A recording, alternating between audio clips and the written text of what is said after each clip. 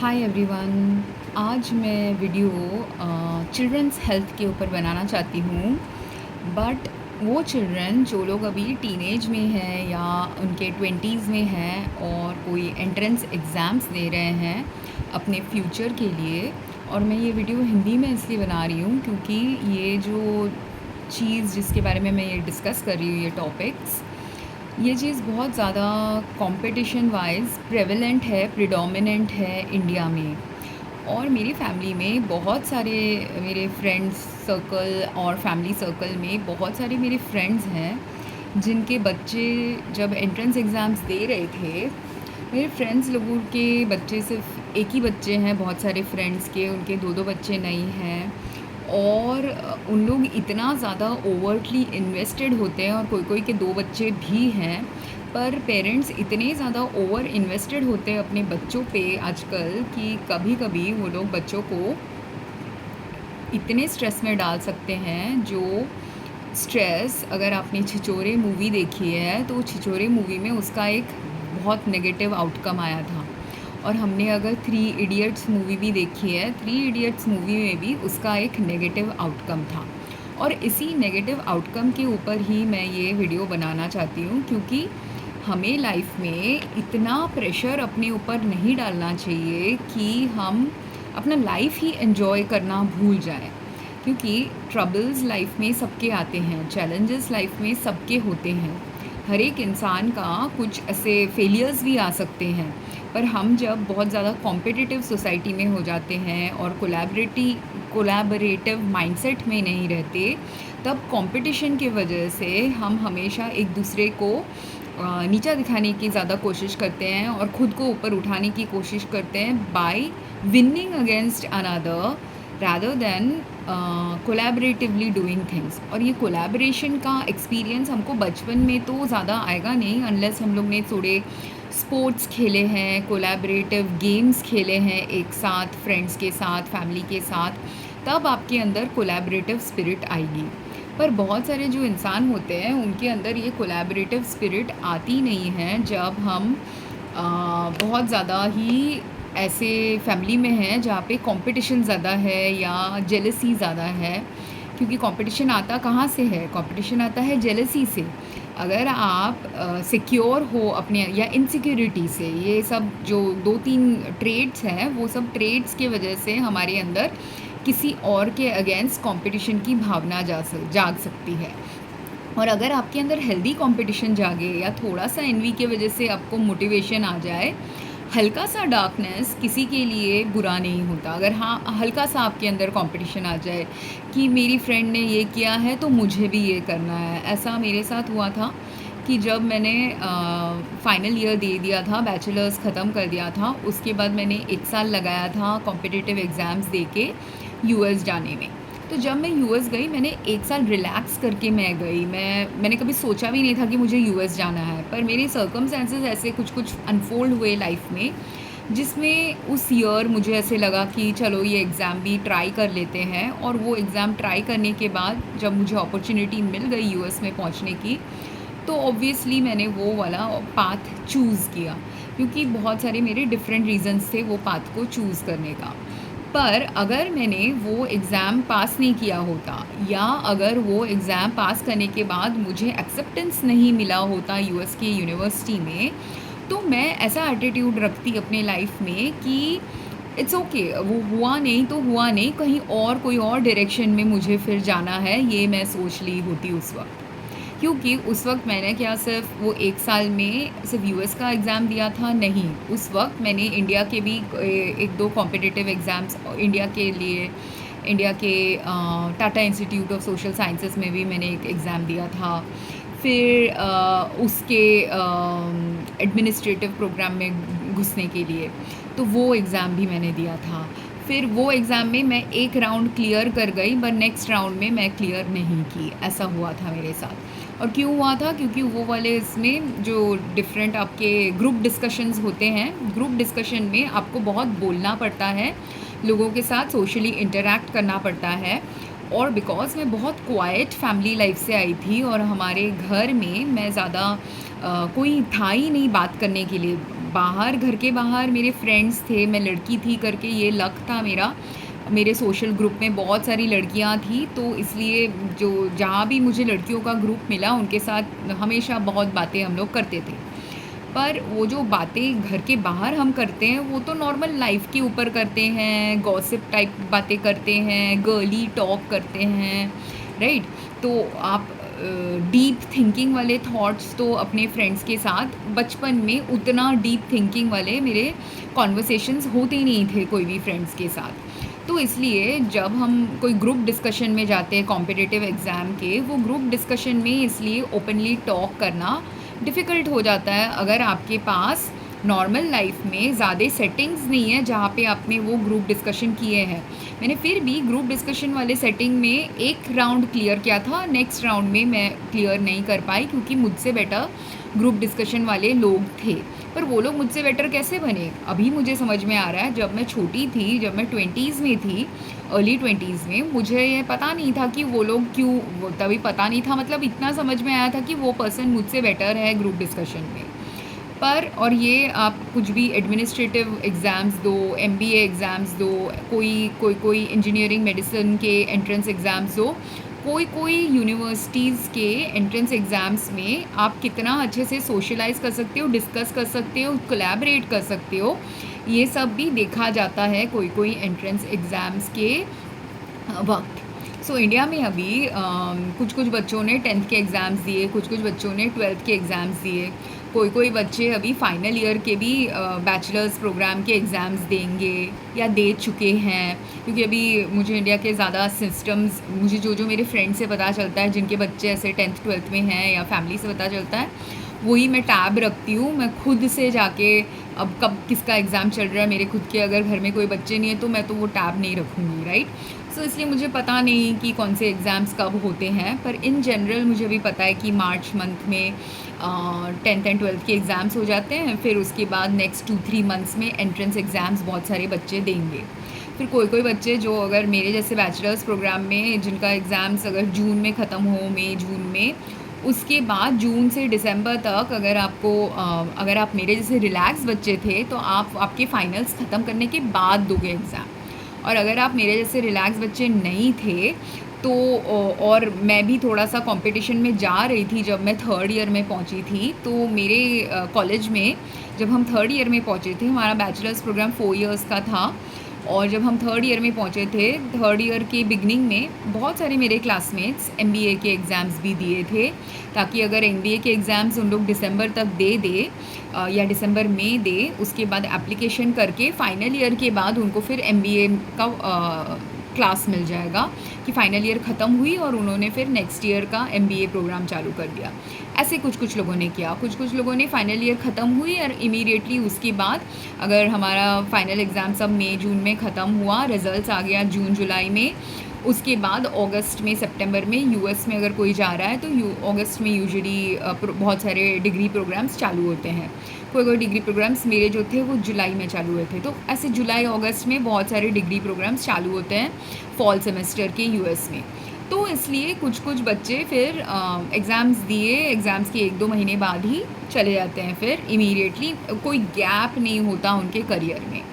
पर मेरे करियर में गैप आया, और मेरे करियर में गैप बहुत सारे कारणों से आया। एक कारण था कि मैं भी ऐसे कॉम्पिटिटिव स्टूडेंट्स की तरह मेरे कोई फ्रेंड्स एमबीए के एग्ज़ाम्स के लिए प्रिपरेशन कर रहे थे, तो मैंने भी उनके साथ बैठ के फिर एमबीए के लिए क्लासेस जॉइन कर लिए थे। तो जब 3rd ईयर का वेकेशन टाइम आया, 3rd ईयर के वेकेशन टाइम में हमको इंटर्नशिप करनी थी, हम इंटर्नशिप कर रहे थे, और इंटर्नशिप करते करते इंटर्नशिप जब ख़त्म हुई उसके बाद मेरा एमबीए के क्लासेस चालू हो गए। और उसी वक्त ऐसे हुआ कि मेरी मम्मी ने मुझे और मेरे भाई को, दोनों को ही पूछा कि वो कलकत्ता, मेरे डैड का कोई वर्क रिलेटेड चीज़ आया था जिसकी वजह से उनको कलकत्ता जाना था, और मेरे डैड ने मम्मी को पूछा था कि तुम्हें वेकेशन के लिए जाना है क्या। और हम लोग ऑलरेडी 2 साल हो गए थे वेकेशन के लिए गए नहीं थे कलकत्ता। तो बिकॉज़ हम कलकत्ता गए नहीं थे और हम यूजुअली एवरी 2 इयर्स जाते ही थे कलकत्ता, तो मेरी मम्मी ने हाँ बोल दिया।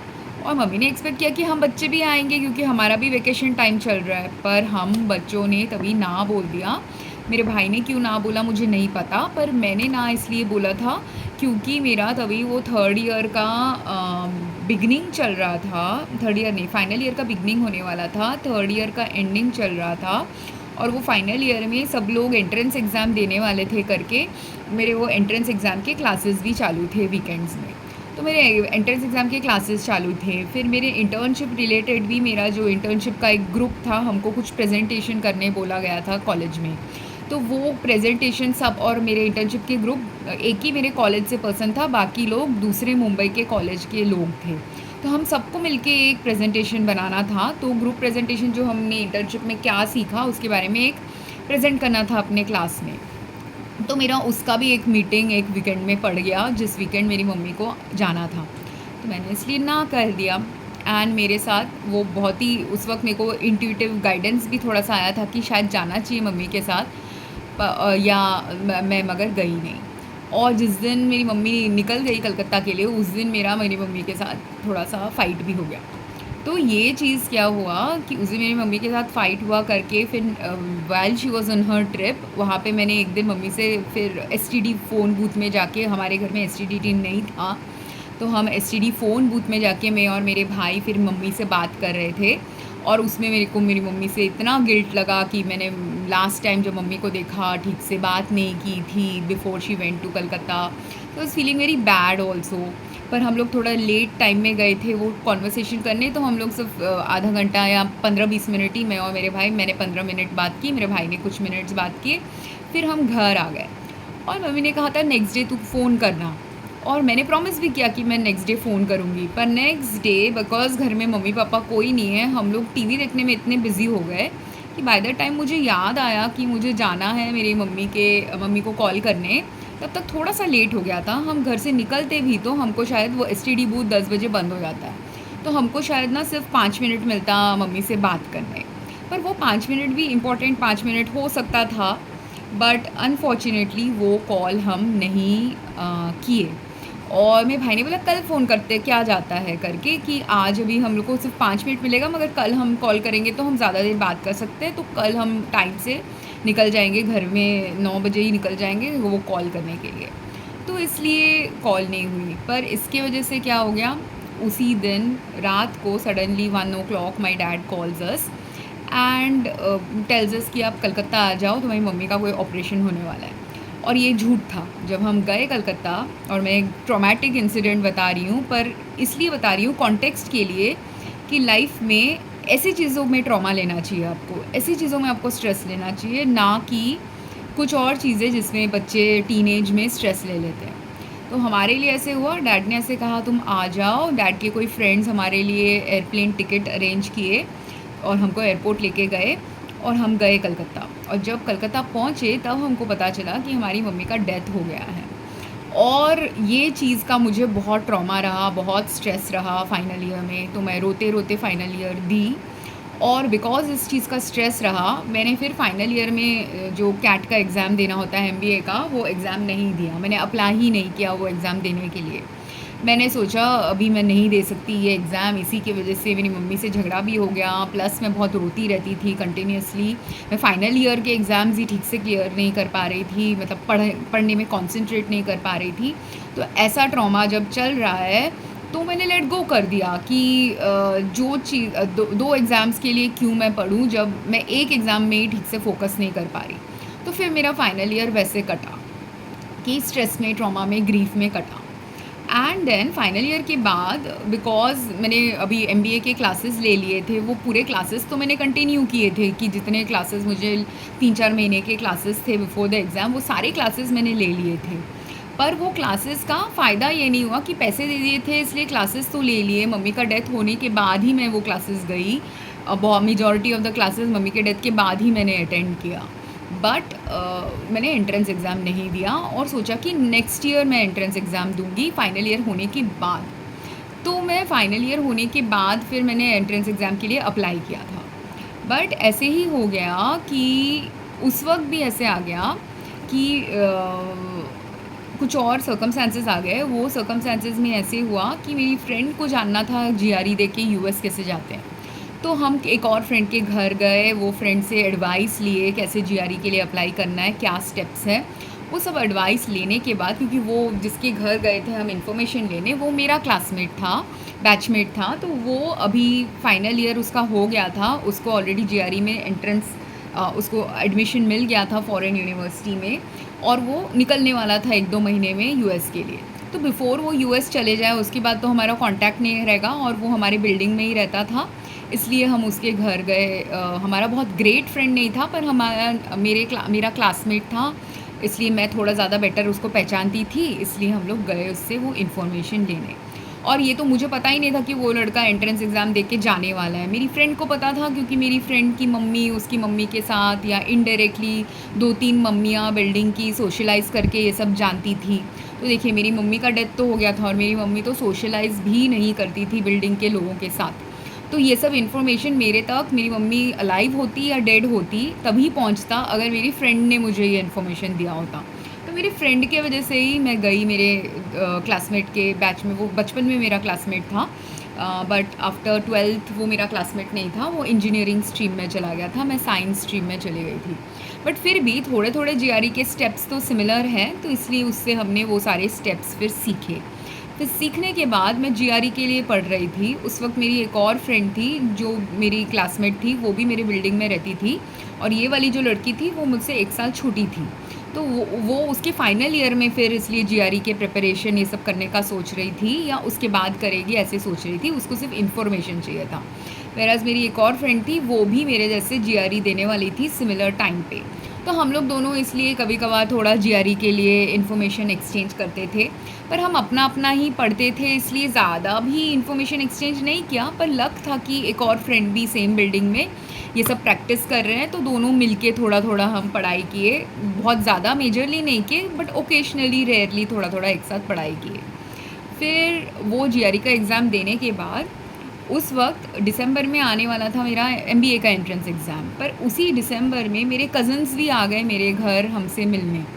तो जब मेरे कज़न्स हमारे घर आने वाले थे मिलने, सिर्फ कज़न्स ने, वहाँ एक 3 लेडीज़ थी जो लोग आने वाली थी वो ट्रिप में। वो तीनों लेडीज़ मेरे मम्मी जैसे लोग थे, कि एक मेरी बुआ थी, एक मेरी आंटी थी, चाची थी, एक मेरी चाची की मम्मी थी। तो ये लोग सब ऐसे मदर या मदर से ओल्डर वाली वुमेन, और एक वुमेन भी थी ट्रिप में। ऐसे इतने सारे लोग थे इस ट्रिप में, कि ऐसे जो एल्डरली लोग हैं, जो मदर जैसे लोग हैं, और मेरी फैमिली बहुत रेयरली ऐसे बॉम्बे आती थी घूमने, तो वो लोग जब वो फाइनल ईयर के बाद घूमने आए, मुझे बहुत अच्छा लगा। और अच्छा भी लगा, फिर मम्मी के ग्रीफ भी इतना हो रहा था, और मैं ऑलरेडी एक जीआरई एग्ज़ाम दे चुकी थी। तो जीआरई के बाद नेक्स्ट 1 मंथ में मुझे देना था ये वाला एग्ज़ाम, एमबीए वाला। पर मैंने फिर वो एग्ज़ाम नहीं दिया, क्योंकि मेरे आंट लोग आ गए, तो मैंने उनके साथ टाइम स्पेंड करना ज़्यादा ज़रूरी समझा। अब ये चीज़ ना, बहुत लोग जो हम ज़्यादा कॉम्पिटिटिव होते हैं, या हम फैमिली ओरिएंटेड नहीं होते, हम चाहते हैं कि हम सिर्फ हमारे कंपटीशन पे फोकस करें, हम सिर्फ हमारे एग्ज़ाम्स पे फोकस करें। पर देखिए, अगर किसी को कोई एग्ज़ाम देना होता है, वो एग्ज़ाम भगवान उससे दिला ही देगा। जस्ट उसका टाइम मेरा शिफ्ट हो गया, क्योंकि मेरे साथ क्या हुआ, ये एग्ज़ाम उन लोग, जब मेरी फैमिली आई थी, वो लोग 2001 में आए थे। 2000 में भी मैं एग्ज़ाम दे सकती थी, 2000 में मेरी मम्मी के डेथ की वजह से मैंने नहीं दिया, फिर और अप्लाई ही नहीं किया था 2000 में। फिर 2001 में मैंने शायद अप्लाई किया था एग्ज़ाम के लिए, पर मैं एग्ज़ाम देने गई नहीं, क्योंकि मैंने पढ़ाई ही नहीं की थी। कि और थोड़ा जीआरई और कैट के थोड़े ओवरलैप थे पढ़ाई में, पर कैट के लिए कुछ अलग थोड़ा भी पढ़ाई करना था। उतना पढ़ाई मैंने की नहीं थी, उतना प्रैक्टिस मैंने किया नहीं था, प्लस फैमिली के साथ टाइम स्पेंड कर रही थी करके मैंने फिर सोचा वो एग्ज़ाम मैं नहीं देती। पर इंस्टेड उस वक्त मैंने कैट तो नहीं दिया, पर कैट के जगह जो टिस का एग्ज़ाम दिया, वो शायद मैंने जनवरी या फरवरी में दिया था। तो वो भी इसलिए मैं दे पाई, क्योंकि कैट के लिए मैंने प्रिपरेशन की थी, जो 5-6 महीने पहले क्लासेस जाके और थोड़ा सा घर में बैठ के प्रैक्टिस करके। वही चीज़ का फ़ायदा हो गया टेस्ट के एग्ज़ाम में। और उसी में जो ग्रुप डिस्कशन है, वो ग्रुप डिस्कशन के फर्स्ट राउंड में क्लियर करके सेकेंड राउंड में मैंने क्लियर नहीं किया, या वो ग्रुप डिस्कशन में ही उन लोग डिवाइड कर रहे थे कि पहले 20 लोग करेंगे, फिर 5 लोग करेंगे, तो वो 5 लोगों के ग्रुप डिस्कशन में आई डिडंट क्लियर। पर क्यों? क्योंकि इसलिए मेन चीज़ ये था कि मेरे घर में हम कम बात करते थे, और इंटेलेक्चुअल चीज़ों के बारे में तो कोई था ही नहीं मेरे लाइफ में जिनके साथ मैं डिस्कशन कुछ करती थी। फ्रेंड्स लोगों के साथ भी, जो फ्रेंड्स होते हैं या क्लासमेट्स होते हैं, मैक्सिमम इंटेलेक्चुअल डिस्कशन जो हो हमारे इंडियन सिस्टम में ऐसे होता है कि लोग ज़्यादा फ्रेंड्स के साथ, एटलीस्ट हमारे ज़माने में तो पढ़ाई लेके बातें बहुत कम करते थे, सब टाइम पास रिलेटेड बातें ही ज़्यादा करते थे। तो वो जो कोलैबोरेटिव माइंडसेट है पढ़ाई को लेके कि एक साथ बैठ के हम काम पे भी अच्छे से बात कर सकते हैं, ये एटीट्यूड नहीं था उस वक्त हमारे इंडिया में। तो बिकॉज़ ये एटीट्यूड नहीं था तो पढ़ाई रिलेटेड बहुत सुपरफिशियली बातें होती थी। कभी कभार अगर आप सेम क्लासेस जा रहे हो तो तब थोड़ा सा बात होता था, पर कंपटीशन माइंडसेट आई थिंक थोड़ा ज़्यादा था करके, और कोलैबोरेटिव माइंडसेट तभी था ही नहीं लोगों के बीच में करके। लोग ज़्यादा थोड़ा थोड़ा जो लोग शेयरिंग वाले लोग हैं, मेरे दो कुछ फ्रेंड्स थे जो लोग मेरे जैसे ही जीआरई दे रहे थे, तो सब हमने शेयर किया था इन्फॉर्मेशन, तो उतना शेयर हमने कर लिया था। मेरी एक फ्रेंड तो इतनी अच्छी थी, मेरे घर में कंप्यूटर भी नहीं था, तो जीआरई का एग्ज़ाम प्रैक्टिस करने के लिए मैं उसके घर जाके प्रैक्टिस की थी। पर उसके घर जाके प्रैक्टिस करने के वक्त ही मुझे लगा ये जीआरई का एग्ज़ाम तो 3-4 घंटे का एग्ज़ाम है, मैं 1 घंटा प्रैक्टिस करके ही मेरे को बहुत ऐसे फ्रस्ट्रेशन आ रहा था उसके घर में। तो ये चीज़ मैंने घर में आके बताई थी, थोड़े से रूडली बताई थी शायद अपने डैड को, तो तब लकीली मेरे डैड ने फिर हम लोग के लिए एक कंप्यूटर फिर लिया था। और उस वक्त देखिए अगर मेरी मम्मी का डेथ नहीं हुआ होता ना तो मेरे डैड इतने जनरस नहीं हुए होते। तो वो मेरी मम्मी के डेथ की वजह से मेरे डैड उस वक्त थोड़े से जनरस माइंडसेट में थे, इसलिए मैं जीआरई दे पाई, इसलिए मैं जीआरई का एग्ज़ाम्स का प्रैक्टिस कर पाई 1-2 महीने। कंप्यूटर जब आया उसके बाद मेरे पास 1-2 महीने टाइम थे, 1-1.5 महीने वो कंप्यूटर में प्रैक्टिस करने एग्ज़ाम्स के डिफरेंट थिंग्स। एंड ये सब मुझे मिलता ही नहीं अगर मेरी मम्मी का डेथ नहीं हुआ होता, या मिलता भी तो मेरी फ्रेंड के घर, मेरी फ्रेंड अच्छी थी करके उसके घर में मैं प्रैक्टिस तो कर सकती थी, पर उसके घर में जाके मुझे 4-4 घंटे बैठना पड़ता, जो उनके घर वालों के लिए भी थोड़ा अनोइंग बन सकता था। इसीलिए लकीली खुद के घर में जब कंप्यूटर आ गया वो एक एडवांटेज हो गया था। पर कितने और बच्चे हैं जिनके घर में या तो कंप्यूटर नहीं होता, उनको शेयर करना पड़ता है कंप्यूटर दूसरे बच्चों के साथ। मेरे घर में सिर्फ मेरा एक भाई था, वो सारा दिन वो कंप्यूटर में कंप्यूटर गेम्स खेलता था और मैं सिर्फ रात को 3-4 घंटे उसमें प्रैक्टिस करती थी अपने कंप्यूटर का। तो मेजॉरिटी ऑफ द डेज़, और फिर जब जीआरई देने के बाद मैं तो यूएस ही निकल गई। उसके बाद इवन दो वो कंप्यूटर मेरे लिए टेक्निकली डैड ने लाया था, मैंने उसको यूज़ सिर्फ 2 ही महीने किए। उसके बाद 2 या 3 महीने मैक्सिमम 4 महीने किए, एग्ज़ाम एप्लीकेशंस दिया था, फिर रिज्यूमे बनाए थे, ऐसे करके 3-4 महीने मैंने कंप्यूटर यूज़ किया था। उसके बाद तो कभी ज़िंदगी में मैंने वो कंप्यूटर रेयरली यूज़ किया है। तो ऐसा जब होता है हमारे लाइफ में कि हम कुछ क्रिटिकल एग्ज़ाम देना चाहते हैं, मेरा मेन पॉइंट मैंने मेरे घर का गॉसिप बता दिया, पर घर में आपके घर में जब ऐसे हो रहा होता है कि आपके घर में आप अगर ओनली चाइल्ड हो तो कभी कभी क्या होता है, अगर मेरे जैसे मैंने बोला होता कि मुझे कंप्यूटर चाहिए, आपके पेरेंट्स को भी समझना कि आपको कंप्यूटर चाहिए, वो आपको कंप्यूटर ला के देंगे। पर बहुत सारे पेरेंट्स हैं जिनके पास अफोर्ड कर सकते हैं, वही तो आपको कंप्यूटर दे सकते हैं ना। जो पेरेंट अफोर्ड नहीं कर सकता वो आपको कंप्यूटर दे नहीं सकता।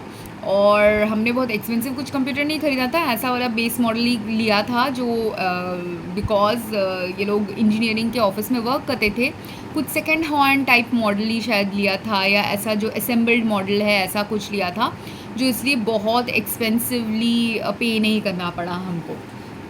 पर बहुत सारे लोग होते हैं जब हम मार्केट से ख़रीदते हैं बहुत एक्सपेंसिव होती है, आपके पेरेंट्स अफोर्ड नहीं कर सकते। पर जब आपके पेरेंट्स अगर अफोर्ड नहीं कर सकते और ये सब एंट्रेंस एग्ज़ाम में आपको कंप्यूटर चाहिए ये सब चीज़ें करने के लिए, एक तो है कि आप हमारे साइबर कैफ़े में जाके ये सब कर सकते हो। साइबर कैफ़े में अगर थोड़ा एक्सपेंसिव हो जाता है, तो दूसरी चीज़ आप कैसे कर सकते हो कि आपके स्कूल में आप चाहिए तो एक सिस्टम क्रिएट कीजिए जहाँ पे बच्चों को, जो गरीब बच्चे हैं उनको कंप्यूटर का कोई एक्सेस मिले, ऐसे चीज़ें कोई कर सके। या आप ग्रुप ऑफ किड्स, जो अगर आपके किड्स ग्रुप में जो सबसे प्रिविलेज्ड है उसके घर में बैठ के आप एक साथ ग्रुप स्टडी भी कर सकते हो।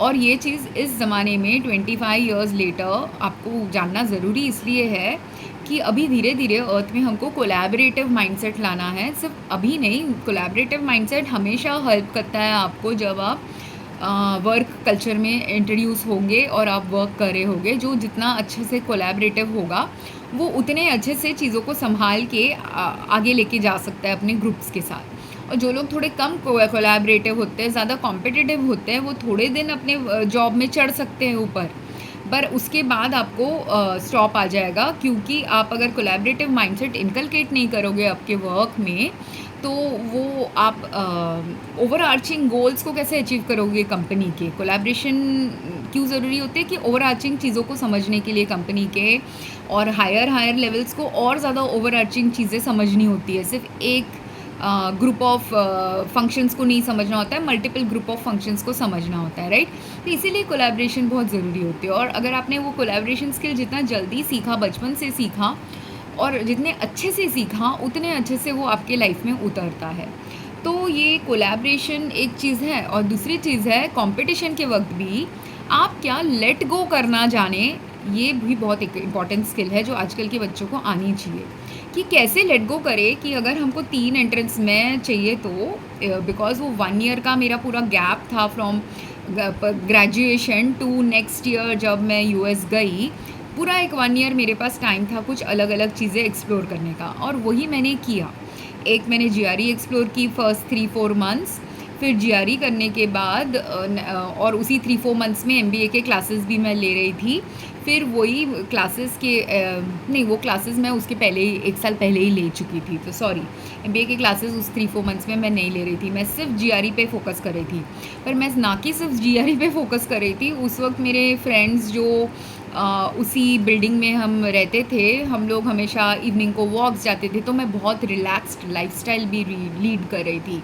और वो रिलैक्स माइंडसेट अच्छा था मेरे लिए जीआरई को देने के लिए, जो उस उतने रिलैक्स माइंडसेट से अगर मैंने फाइनल ईयर में दिया होता, अगर मेरी मम्मी तभी फाइनल ईयर में अलाइव होती और मैं ग्रीव नहीं कर रही होती मेरी मम्मी के लिए, तो क्या है, मैं फाइनल ईयर के एग्ज़ाम्स पे ज़्यादा फोकस नहीं करती, मैं जीआरई पे फोकस कर रही होती, कैट पे फोकस कर रही होती, राइट। तो ये सब चीज़ें अगर मैंने फाइनल ईयर में कर लिया होता, तो तब क्या होता, फाइनल ईयर मेरा जितना मेरा ख़राब गया फाइनल ईयर, बहुत अच्छा मैंने स्कोर नहीं किया था फाइनल ईयर में, पर उससे बेटर मैं स्कोर करने की कैपेसिटी रखती थी, पर हुआ नहीं था क्योंकि मैंने उतना फोकस नहीं कर पाई मैं पढ़ाई पे ग्रीफ की वजह से। बट मैं उससे थोड़ा सा बेटर कर सकती थी, राइट। अनदर 5-10% मुझे एक्स्ट्रा मिल सकता था, जो मुझे मिला नहीं उस वक्त। बट अगर पर कब मिलता वो 5-10% एक्स्ट्रा, ओनली इफ़ मैंने फाइनल ईयर के एग्ज़ाम में अच्छे से फोकस किया होता, ना कि अपने आप को बटा के दूसरे एग्ज़ाम्स में फ़ोकस किया होता। तो दूसरे एग्ज़ाम्स का मैंने फ़ोकस नहीं डाला ज़्यादा करके, और सिर्फ फाइनल ईयर की चीज़ में फ़ोकस डाला करके, फिर भी मेरा अच्छा ही ओके ही स्कोर आ गया, राइट। एंड देन अगर कोई ग्रीफ किसी को नहीं हुआ है, जो दूसरे बच्चे उनके लाइफ में तो कोई ग्रीफ नहीं थी, राइट, तो उनका तो स्कोर मुझसे अच्छा इसलिए आया फाइनल ईयर में 5% एक्स्ट्रा, 10% एक्स्ट्रा, उससे भी ज़्यादा एक्स्ट्रा आया रह सकता है। पर इन जनरल हमारे क्लासेस में सबके ऐसे 5-10% ही एक्स्ट्रा मेरे से थे शायद, as far as I know. तो उनको जो आया, क्योंकि उनके लाइफ में कोई ग्रीफ नहीं था, और सम ऑफ देम एंट्रेंस एग्ज़ाम्स दे रहे थे, इसलिए वो लोग एंट्रेंस एग्ज़ाम्स में भी बिज़ी थे, इसलिए ही शायद मुझसे ज़्यादा 5% एक्स्ट्रा ही उनको मिला होगा। एनीवे, तो जो भी है, आप अगर आपके अटेंशन को डिवाइड कर दोगे डिफरेंट एग्ज़ाम्स में, आपके पास तो एक सर्टेन प्रोसेसिंग कैपेसिटी है, और वो मेंटल प्रोसेसिंग कैपेसिटी आप एक्सपैंड तो कर सकते हो, पर धीरे धीरे करना चाहिए ना। धीरे धीरे आपको रैंप अप करना चाहिए आपके expressing capacity, processing capacity, learning capacity. और जब आप धीरे धीरे करते हो या रिलैक्स्ड होके करते हो, आपका आउटकम तब बेटर होता है। तो इसीलिए मेरा फाइनल ईयर में मैंने रिलैक्स्ड होके जब लिया एंट्रेंस एग्ज़ाम जीआरई का, मेरा अच्छा ही स्कोर आया। उससे भी अच्छा स्कोर आ सकता था मैंने अगर और डीपली पढ़ाई की होती, पर वो तो वैसे ही होता है, आप जितना डीपली पढ़ाई करोगे उतना अच्छा आपका स्कोर आएगा, और आपने जितने डीपली मटेरियल को समझा, प्रोसेसिंग करने की कैपेसिटी डेवलप की, उतना अच्छा आएगा। क्योंकि जीआरई का बहुत कुछ चीज़ प्रैक्टिस होता है, तो मैंने जितने अच्छे से प्रैक्टिस की, मुझे उतने अच्छा स्कोर आया। उससे बेटर स्कोर तभी आता अगर मैंने उससे बेटर प्रैक्टिस की होती, और क्योंकि मेरे प्रैक्टिस में भी थोड़ी चूक थी, तो मुझे जो स्कोर आया, बहुत ऑफुल स्कोर नहीं आया, बट बहुत ग्रेट स्कोर नहीं आया। एंड मगर मैं ऐसी पर्सनालिटी हूँ कि मुझे हमेशा पता होता है कि जब मैंने एटलीस्ट एग्ज़ाम्स के बारे में पता होता है कि जब जितना एफ़र्ट आपने डाला है, आपको वैसा ही स्कोर मिलेगा। और मेरी फैमिली में नेगलेक्ट फील्ड थोड़ा सा लाइफ था। मेरी मम्मी जब अलाइव थी तभी भी नेगलेक्ट था, जब नहीं थी अलाइव तभी भी नेगलेक्ट था। तो नेगलेक्ट था करके कोई ऐसे इन्वेस्टेड नहीं था मेरे आउटकम पे। तो किसी को ऐसे नहीं था कि मैंने अच्छा किया, उनको था कि अगर एग्ज़ाम पास कर गए तो ठीक है, और अच्छे से पास किए तो अच्छा, पर उससे ज़्यादा कभी किसी ने मुझ पे प्रेशर नहीं डाला, क्योंकि मैं गर्ल चाइल्ड हूँ और गर्ल चाइल्ड के एजुकेशन को उतना मेरी फैमिली वैल्यू नहीं करते थे। एटलीस्ट मेरे एजुकेशन को लेके तो किसी ने उतना वैल्यू नहीं किया। तो बिकॉज़ ऑफ विच मुझे कभी ऐसे ना प्रेशर नहीं लगा पेरेंट्स से कि मुझे अच्छा ही करना है, मुझे अच्छा ही करना है, मुझे यही करना है, मुझे यही करना है। कुछ मुझे प्रेशर नहीं आया। और वो लोग मुझे प्रेशर देते भी तो मेरा पर्सनैलिटी शायद टाइप ही ऐसा है, आई डोंट नो, पर ऐसा हुआ कि मैंने बस हमेशा कोई भी एग्ज़ाम में उतना ही प्रेशर लिया जितना प्रेशर मैं ले सकती हूँ, जो मुझे नहीं लेना वो मैं नहीं लेती। तो इसलिए जब मम्मी का ट्रॉमा आया तो मैंने डबल एग्ज़ाम का प्रेशर नहीं लिया। फिर after my mummy died I had free time to study for 3 exam, पर 3 के जगह अगर फैमिली आ गई स्पेंड करने टाइम और सिर्फ 2 ही एग्ज़ाम मैं दे पा रही हूँ, तो एक एग्ज़ाम का पैसा दिया है तो क्या वो कितना ही दिया था, 400 100 रुपये या 500 रुपये दिए थे। और मैं खर्चा मेरे पेरेंट्स का इतना कभी करती नहीं थी। मैंने उसके पहले लाइफ में फाइनल ईयर के पहले जितना खर्चा किया है जीआरई दे के या एग्ज़ाम के एप्लीकेशंस दे के, उससे तो कम खर्चा उसके लास्ट 10 इयर्स में मैंने कराया होगा मेरे पेरेंट्स का। तो मैं इतनी लेस खर्चीली लड़की थी, मैंने कभी ऐसे इंसिस्ट नहीं किया कि मुझे ये चाहिए या मुझे ये दो वो दो, जो मिला सो मिला।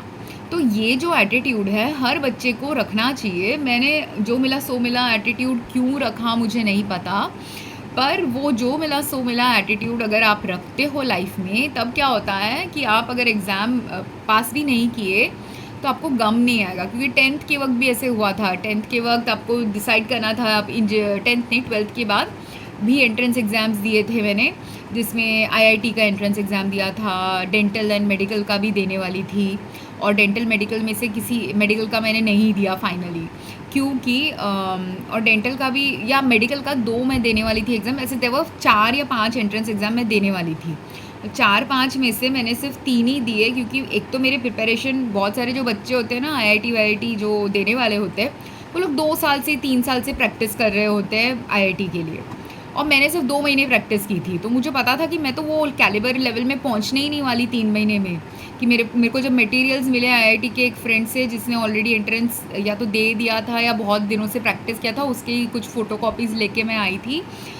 मुझे लगा ये मटेरियल तो मैं क्रॉस ही नहीं कर पाऊँगी, इतना मटेरियल है, और मुझे दिख रहा था कि क्यों इसको लोग 2-3 साल लगाते हैं पढ़ाने में। तो जब 12th में मेरी फैमिली ने मटेरियल तो मुझे दे दिया, बट 2 महीने पहले एग्ज़ाम के मुझे मटेरियल मिला, तो वो तो इनफ टाइम नहीं है। मैं उतनी ब्रिलियंट स्टूडेंट नहीं थी, मेंसा लेवल की स्टूडेंट नहीं हूँ, तो इसलिए आईआईटी तो मैं पास नहीं करने वाली, मुझे पता ही था। मैं फिर भी मगर उसका पे कर दिया था हमने, करके मैं जाके एग्ज़ाम दे के आई। फिर मेडिकल का ऐसे हुआ, वो पे करूँ कि नहीं मैं सोच रही थी, और मुझे मगर थोड़े कैडेवर कटिंग ये सब से बहुत साइंस क्लास में 12th में मुझे अच्छा नहीं लगा था, रैट डिसेक्शन ये सब, तो उससे मुझे थोड़ा क्विज़ी लगता था करके मैंने फिर मेडिकल एंट्रेंस दिया ही नहीं। इवन तो मेरे स्कोर्स अच्छे थे कि मैं दे सकती थी, और उसके लिए मैं शायद एंट्रेंस एग्ज़ाम पास भी कर सकती थी, क्योंकि उसका मटेरियल ऑलरेडी पढ़ चुके थे थोड़ा थोड़ा, बट स्टिल मैंने दिया ही नहीं। ऐसे करके 2-3 एंट्रेंस एग्ज़ाम मैंने दिए, 2-3 एंट्रेंस एग्ज़ाम मैंने नहीं दिए। एक मैंने एक्चुअली एम्स का एग्ज़ाम दिया था, दे के बहुत गंदा स्कोर आने वाला है मुझे पता ही था, क्योंकि मैंने उतना पढ़ा ही नहीं था। फिर दूसरा एक मेडिकल एंट्रेंस था, वो मैंने दिया ही नहीं। फिर ऐसे सब मैंने किया था। तो और उसके बाद फिर फार्मेसी ले लिया, क्योंकि फार्मेसी में जस्ट 12th के स्कोर के बेसिस पे ही आपको मिल जाता था उस वक्त। तो ऐसा मैंने किया था। और चाहिए तो मेरे पास, मेरी फैमिली के पास एक्सपीरियंस था, जिसमें मेरी फैमिली के एक्सपीरियंस में बैकग्राउंड में मेरी फैमिली वेस्ट बंगाल से थी करके। वेस्ट बंगाल में, मुंबई में बहुत सारे इंजीनियरिंग एंड मेडिकल कॉलेजेस ज़्यादा है इन कंपेरिजन टू द, मतलब जितना पॉपुलेशन है उतने पॉपुलेशन के अकॉर्डिंग कॉलेजेस हैं। बट वेस्ट बंगाल में पॉपुलेशन जितना है उतने पॉपुलेशन अकॉर्डिंग कॉलेजेस नहीं हैं फॉर इंजीनियरिंग एंड मेडिसिन। इसकी वजह से क्या होता है कि एंट्रेंस एग्ज़ाम उन्होंने खोले नहीं है कॉलेजेस ज़्यादा, सीट्स भी एक्सपैंड नहीं किए कॉलेजेस में। तो ये दोनों कारणों से बहुत हमेशा मारामारी रहती है एंट्रेंस एग्ज़ाम्स की, मेडिकल और इंजीनियरिंग की। और इंडिया में तो मेडिकल इंजीनियरिंग की वैसे भी मारामारी रहती है। तो जो मेडिकल इंजीनियरिंग के फिर वेस्ट बंगाल में मेरे जो कज़न्स जिन्होंने ने भी एग्ज़ाम्स दिए हैं, अगर कोई कज़न्स ने पास नहीं किया था मेडिकल इंजीनियरिंग, वो लोग फिर कोई और प्रोग्राम में चले जाते थे और फिर वो प्रोग्राम में बैठ के फिर अगर उनको फिर भी इंटरेस्ट है मेडिकल इंजीनियरिंग करने का, फिर जाके वो वापस से मेडिकल इंजीनियरिंग का एंट्रेंस एग्ज़ाम रिपीट में देते थे। अगर नेक्स्ट ईयर थोड़ा बेटर उनको आइडिया आएगा वैसे करके क्लियर करते थे। और वेस्ट बंगाल की बहुत ही कॉम्पिटिटिव है, उनकी नॉलेज बेस भी इसलिए हमेशा महाराष्ट्र के स्टूडेंट से थोड़ा बेटर होता है। जो बेसिक नॉलेज होता है बिफोर इंजीनियरिंग, वो सब वाले नॉलेजेस ज़्यादा अच्छे होते हैं, कॉन्सेप्ट्स क्लियर होते हैं ज़्यादा उनके। तो पर उनके ये सब कॉन्सेप्ट्स क्लियर हैं क्योंकि वहाँ कंपटीशन है करके उनको इतना compete करना पड़ रहा है। पर मैंने तो उनके लेवल में compete कभी किया ही नहीं, और मेरी फैमिली में किसी ने मुझे पुश ही नहीं किया कभी compete करने के लिए, तो मैंने स्ट्रेस ही नहीं लिया। तो स्ट्रेस नहीं लिया तो उसकी वजह से क्या हुआ, मैंने लाइफ को ज़्यादा एन्जॉय किया है। लाइफ में जो भी किया है अपने चॉइसेस के बेसिस पे किया है मोस्ट ऑफ द टाइम, और वो चॉइसेस जो ईजियर चॉइसेस ही मैंने लिए। फार्मेसी इसलिए लिया कि पेरेंट्स का खर्चा ज़्यादा नहीं होगा, या खुद को भी मुझे ज़्यादा कैडेवर वेडेवर काटना नहीं पड़ेगा, इसलिए फार्मेसी का चॉइस लिया।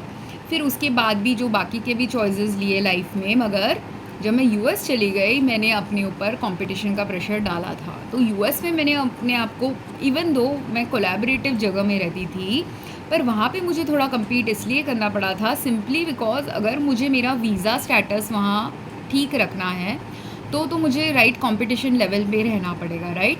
तो इसीलिए सारी ज़िंदगी जब मैं 13 इयर्स यूएस में थी मैंने बहुत सारी डिफरेंट पढ़ाई की।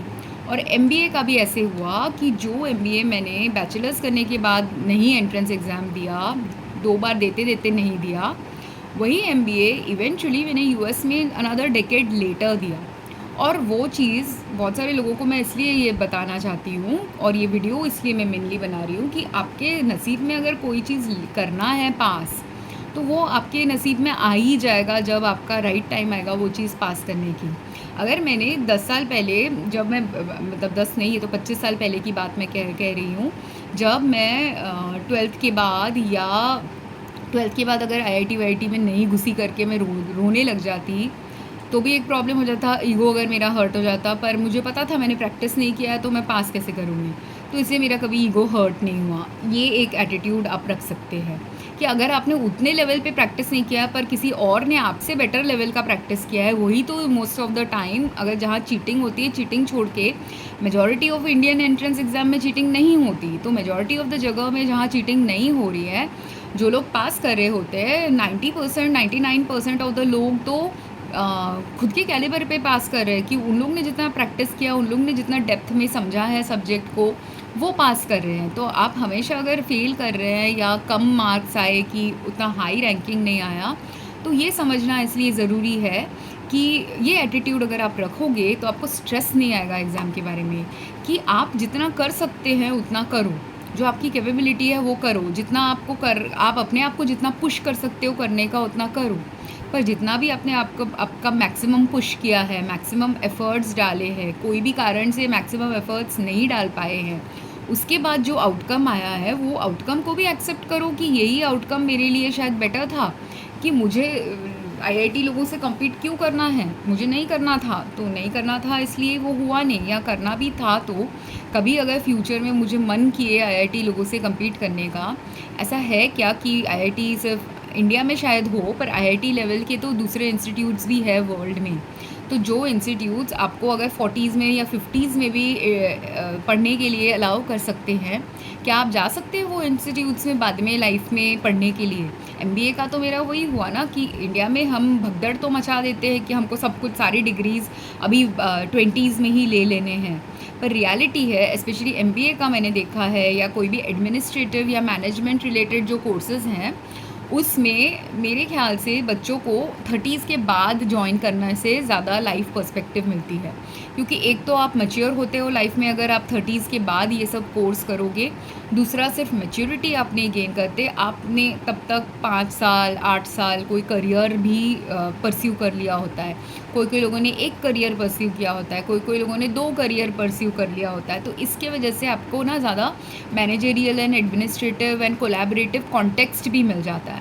तो वही चीज़ जो मैं यहाँ के ग्रुप डिस्कशन में उतने अच्छे से, एक में तो बोल दिया अच्छे से पर दूसरे में उतने अच्छे से नहीं बोल पाई, वो मुझे मगर कॉन्टेक्स्ट अच्छे से बोलने का कहाँ से आया, जब मैं यूएस में फ़ॉरेन कंट्री में रह रही हूँ, वहाँ पे तो बिकॉज़ मैं एक डिफरेंट कल्चर से हूँ करके कल्चरल डिफरेंस आ जाता है, तो मुझे वर्बली तो बोलना ही पड़ता था, एक्सप्रेस करना ही पड़ते थे अपनी चीज़ें जो एक्सप्रेस करना ज़रूरी है। फिर मैंने फार्मासिस्ट का जॉब किया। फार्मासिस्ट के जॉब में मुझे पेशेंट्स को कॉन्स्टेंटली, मेरा कम्युनिकेशन वाला ही जॉब था। Excuse me. So all the time patient interest, patient care, patient supportive activities, collaboration करना डॉक्टर्स के साथ अबाउट पेशेंट केयर, या पेशेंट के साथ ही पेशेंट केयर रिलेटेड बातें करना, या अपने वर्क में ऑपरेशंस रिलेटेड कोलैबोरेटिव वर्क करना, ये सभी हमारा कांस्टेंट कम्युनिकेशन वाला वर्क चल रहा था। तो बिकॉज़ वो कांस्टेंट कम्युनिकेशन वाला वर्क चल रहा था, उसी की वजह से मुझे फिर लाइफ एक्सपीरियंस मिला उतने साल का। उस लाइफ एक्सपीरियंस की वजह से मैं जब एमबीए प्रोग्राम में जॉइन की, मुझे कोई शाइनेस नहीं थी कि फॉरेनर होके अमेरिकन्स के सामने बात करने की, ना ही ग्रुप डिस्कशन में कोई कोई लोग मुझसे छोटे थे, कोई कोई लोग बड़े थे, तो बड़े छोटे को मेरे एज के भी थे, सबके साथ मैं अच्छे से ग्रुप डिस्कशन में बात कर सकती थी, बिकॉज़ ये सब मैंने लर्निंग स्किल लर्न कर लिया था वहाँ रह के, वहाँ पे लाइफ एक्सपीरियंस करके, एज़ वेल एज़ जॉब में रह के, जॉब का एक certain administrative managerial life experience करके। और फिर वो रिटेल वर्क था, तो retail is part of business only, right? तो मुझे बिजनेस के भी कुछ इनसाइट्स आ गए थे, जो इनसाइट्स फिर जब एमबीए प्रोग्राम कर रही थी उसमें भी बहुत वैल्यूएबल था कि कॉन्टेक्स्ट आपको मिल जाता है बहुत सारी चीज़ों का, जो कॉन्टेक्स्ट आपको नहीं मिलेगा अगर आप डायरेक्टली बैचलर्स करके बिना जॉब किए अगर आप एमबीए में चले गए। तो इसीलिए अगर कोई एमबीए कर रहा है या कुछ भी प्रोग्राम हायर लेवल का आप प्रोग्राम करना चाह रहे हो, या इवन बैचलर्स के लिए आप एंट्रेंस एग्ज़ाम दे रहे हो, तब कंपटीशन मत रखिए। इसलिए, या आप पेरेंट्स को भी, छिछोरे मूवी अगर आपने देखी है, आप अपने बच्चों पे इतना अनसेड या अनस्पोकन एक्सपेक्टेशंस मत रखवाइए, क्योंकि वो ज़रूरी नहीं है उतना अनस्पोकन एक्सपेक्टेशन उनको देना। एक इसलिए कि what would you prefer a healthy alive child जो कुछ भी करियर परस्यू करे, या वुड यू प्रेफर एक स्ट्रेस चाइल्ड जो आपको हैप्पी करने के लिए कोई करियर के पीछे गया है पर वो कभी उस करियर में खुश ही नहीं रहा। मेरे भाई ने पता नहीं, उसको अनस्पोकन एक एक्सपेक्टेशन था हमारे फैमिली से कि उसको मेडिसिन करना चाहिए, करके उसने मेडिसिन परस्यू किया, जबकि उसके जो स्किल्स हैं, उसके स्किल सेट्स देख के मुझे हमेशा लगता है वो इंजीनियरिंग परस्यू करता तो उसके लिए बेटर होता, कुछ एनालिटिकल या मैकेनिकल चीज़ें परस्यू करता तो उसके लिए बेटर होता, पर वो फैमिली के एक्सपेक्टेशन के दबाव में आके उसने मेडिसिन किया। और वो मेडिसिन करके भी, मेडिसिन तो किया पर मैं उसको कभी मेडिसिन प्रैक्टिस करते ही नहीं देखा है, नॉर्मल बैचलर्स वाला मेडिसिन। फिर उसने उसके बाद के भी पोस्ट ग्रेजुएशन वाले जो किए हैं वो सिर्फ वही प्रैक्टिस करना सीखा है, उसके बियॉन्ड वो प्रैक्टिस नहीं करता। क्यों? क्योंकि ऐसे हो जाता है कि अगर आपने कोई चीज़ परस्यू किया जो मन से नहीं परस्यू किया, तब क्या होता है ना, वो ऑटोमेटिकली एक आपको मैकेनिकल जोन में पहुंचा देता है और आप सिर्फ अपने काम से मतलब रखने वाला काम करने लग जाते हो, आप उसको डीपली उसमें इन्वॉल्व नहीं होते। जबकि अगर आपने कोई प्रोफेशन अपनी मर्ज़ी से चूज़ किया या रिलैक्स्ड फॉर्म में चूज़ किया, आपको फिर समझ में आता है मैं अलाइंड हूँ क्या ये प्रोफेशन से, अलाइंड नहीं हूँ तो क्यों हूँ नहीं अलाइंड हूँ, कौन सी चीज़ मेरे लिए बेटर अलाइंड है। ये सब लकीली क्योंकि मैं यूएस चली गई, मुझे 13 इयर्स में वो रिलैक्स लाइफस्टाइल ऑफ यूएस में, वहाँ कंपटीशन था सिर्फ वीज़ा रिलेटेड या अपने सोशल लीगल स्टेटस रिलेटेड मुझे कंपटीशन और प्रेशर मिल रहा था। बट बिकॉज़ मैं एक वुमेन भी थी और मैंने लड़कों जैसे प्रेशर नहीं लिया कि मेरे को फैमिली का भार लेना है, मेरे डैड के पास मेरे भाई को भी प्रेशर लेने की कोई ज़रूरत एक्चुअली नहीं थी। क्यों नहीं थी? क्योंकि मेरे डैड तो गवर्नमेंट रिटायर्ड एम्प्लॉई थे, मतलब रिटायर्ड होने वाले थे जब मेरा भाई पोस्ट ग्रेजुएट कर रहा था। तो गवर्नमेंट एम्प्लॉई हैं, उनका खुद का पूरा मॉनेटरी सेटअप है। मेरे डैड ने इन्वेस्ट भी अपने लाइफ में सारा अपना पैसा अपने लिए, अपने फ्यूचर के लिए बहुत कुछ किया था। तो इसीलिए ऐसा कुछ नहीं है कि उसको, मेरे डैड को देखने की बहुत फाइनेंशियली कोई ज़रूरत है। उसको सिर्फ एक इमोशनली या साइकोलॉजिकल सपोर्ट के लिए अगर वो डैड के साथ रहे तो वो ही इनफ होता डैड के लिए, राइट? तो उसको बेसिकली अपना करियर सिर्फ बनाना था, अपना देखना ज़रूरी था। पर वही चीज़ उसने फैमिली के एक्सपेक्टेशन में आके उसने ऐसे चीज़ें परस्यू कर दी जो उसको उतना इंटरेस्ट नहीं था, ऐसे मुझे लगा। अगर उसको इंटरेस्ट था भी तो वो उसको जिस डेप्थ में परस्यू कर सकता था वो कर नहीं पाया। और जब मैंने पीएचडी प्रोग्राम किया था, मैंने एक पहले भी वीडियो बनाया है फेलियर को लेके। मैं पीएचडी प्रोग्राम में जॉइन की थी यूएस, पर वो पीएचडी प्रोग्राम में फ़ेल कर गई थी क्योंकि उस वक्त वो पीएचडी प्रोग्राम मेरे लिए अलाइन नहीं था। उसका वर्क स्कोप मैं परस्यू कर रही थी, तो उस वक्त वो अलाइन नहीं था करके मैं वो फ़ेल करके मेरे को सिर्फ मास्टर्स करके मैं निकल गई थी। पर वो मास्टर्स का भी मेरा लाइफ में वैल्यू था। फिर मैंने जो एमबीए के एंट्रेंस एग्ज़ाम दिए थे उसके पहले उसका भी वैल्यू था।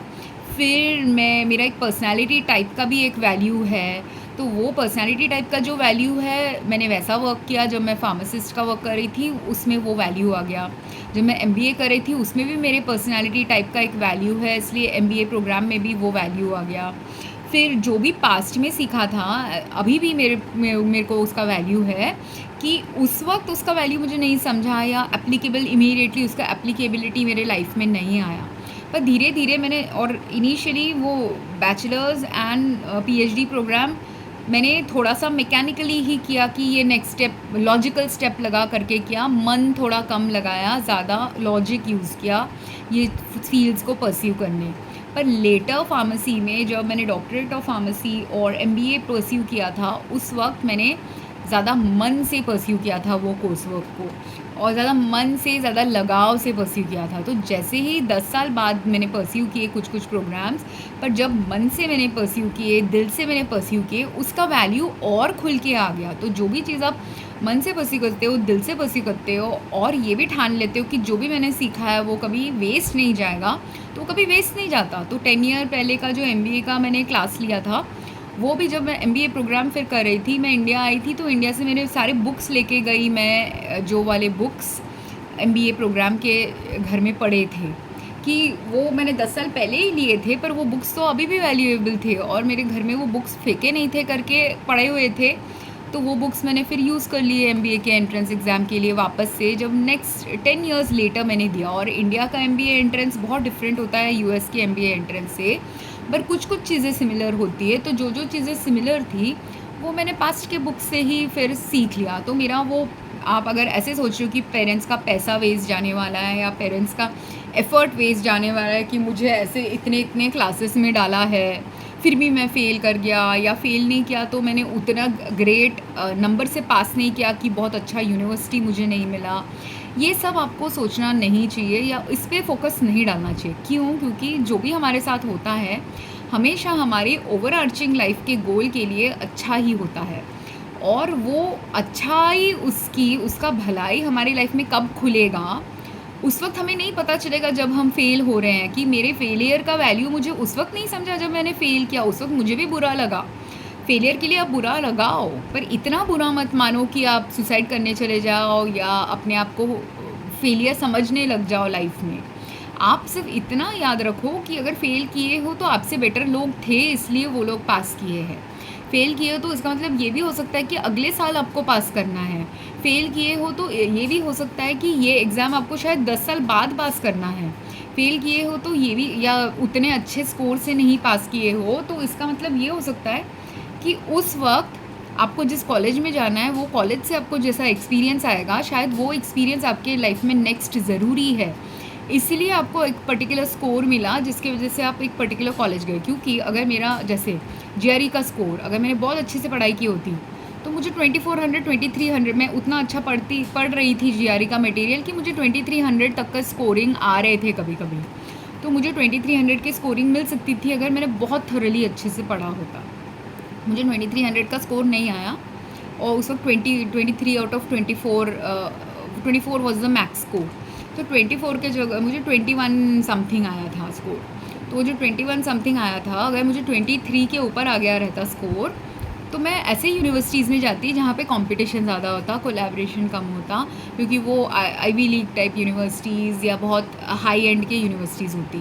वेरएज़ मैं गई एक टॉप यूनिवर्सिटी में ही, पर वो टॉप यूनिवर्सिटी होते हुए भी वो एकदम टॉप कॉम्पिटिटिव नेचर वाली यूनिवर्सिटी नहीं थी, वो ज़्यादा कोलैबोरेटिव नेचर वाली यूनिवर्सिटी थी। तो देखिए मेरा पर्सनालिटी टाइप ही कोलैबोरेटिव है, तो मुझे इसलिए वो कोलैबोरेटिव यूनिवर्सिटी में एडमिशन मिल गई, उस जगह एडमिशन मिल गई जहाँ पे जो मेरे पर्सनालिटी टाइप के साथ सूट करेगा वैसे बच्चे भी आ गए। और इंडिया से आए, इन दैट स्टेट आए, वैसे लोग मुझे मिले, क्योंकि आपका जैसा नेचर होता है वो नेचर अलाइंड अगर आपने एफ़र्ट डाला तो वो नेचर अलाइंड एफ़र्ट आपको वो नेचर अलाइंड प्लेस में लेके चला जाएगा और आप बैलेंस में रहोगे लाइफ में। जबकि आप अगर नेचर मिसअलाइन कुछ डिसीशंस करोगे तब क्या होगा, आपको बर्नआउट आ जाएगा या नेचर मिसअलाइन डिसीशंस की वजह से आप ऐसे ग्रुप सेटिंग्स में फंस जाओगे जिस ग्रुप सेटिंग में आपको जाना नहीं है। तो फिर आपका करियर फिर ऐसे डायरेक्शन में चला जाएगा जो डायरेक्शन में आपको फिर हैप्पीनेस नहीं मिलेगी। आपको शायद पैसा मिल जाए या आपको शायद आपके पेरेंट्स की खुशी मिल जाए, पर आपको खुद को लाइफ में खुशी नहीं आएगी और फिर मिड लाइफ में आके आपको स्ट्रेस आएगा।